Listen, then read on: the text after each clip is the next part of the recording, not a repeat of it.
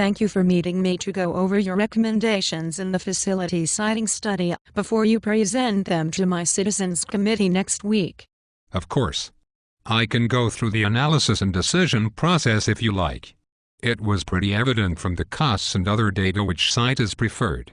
Well, yes, that is all very clearly laid out and quantified here. But I have some questions and feel that some of the committee members will have other concerns that do not seem to be addressed. I do not understand. We have calculated all the costs of the facilities, land, relocations, and determined which sites are the most feasible.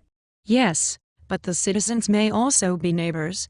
They want to know how a facility will impact their neighborhood. What will it look like, smell like? Will the traffic be worse or better? Will construction impact them? Will it affect their property values, improve their services, and affect the schools and their children?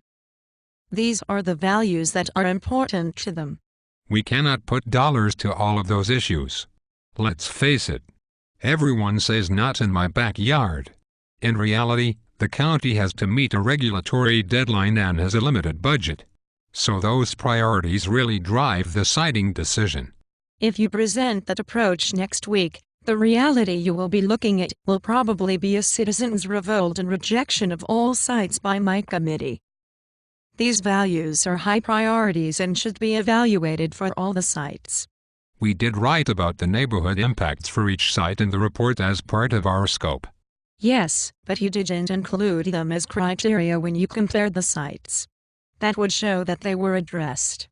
But they would need to be weighted, because they are not as important as cost, schedule, and the permits. Well, that's your opinion, but the committee probably feels quite differently.